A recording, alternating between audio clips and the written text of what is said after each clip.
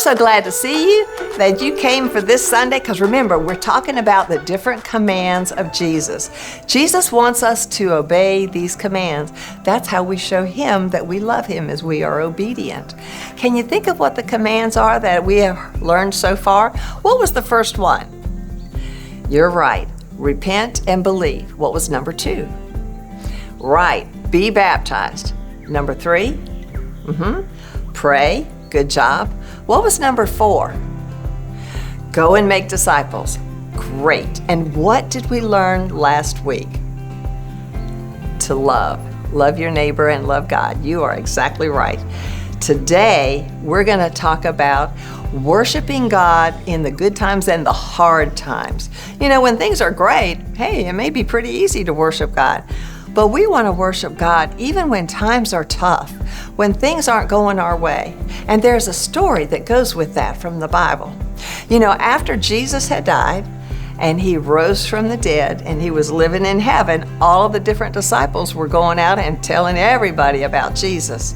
And Paul and Silas were not disciples that walked with Jesus during His 3 years on earth, but they came later, and they were going out and they were preaching about all different people and to let them know about Jesus.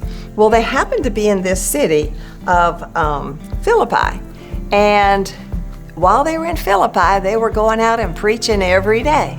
Well, there was this young slave girl who had a spirit that lived in her that made her be able to tell fortunes. And every day she'd follow Paul and Silas and say, "These men are from God and they're telling us how to be saved." Well, you know, after several days of that, Paul got kind of tired of hearing her hollering all the time. And so he decided he was going to command that spirit to come out of her. And he did. And that spirit left her. But then she couldn't tell fortunes anymore. And her slave master wanted her to tell fortunes because that's how he made his money, on her. And so he was really mad. He was so mad, he stirred up all kinds of trouble. And next thing you know, Paul and Silas were thrown in jail. They were thrown in jail where they had to be locked up, and they even had special locks on their feet to keep them there, to make sure they could not get away. Come midnight, it was real quiet, except for them. They were singing and praising God. Wait a minute, singing and praising God? They weren't begging to be let out? They weren't fussing and being mad with that slave owner for getting them put in jail? No, they were praising God in this terrible situation. The other prisoners couldn't believe it. The jailer couldn't believe it.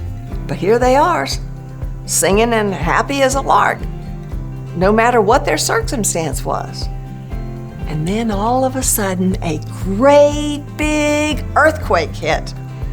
And that earthquake was so big that the walls of the prison shook, the doors flew open even though they were locked, the locks on their feet fell off. Well, the jailer was scared to death because you see, in that Roman times, the rule was if a jailer let a prisoner escape, he had to serve that prisoner's term, whatever it was. And there were all these prisoners there. And that jailer just knew, oh my goodness sakes, I'm in big trouble. I may as well kill myself. And Paul says, whoa, don't do that, don't do that.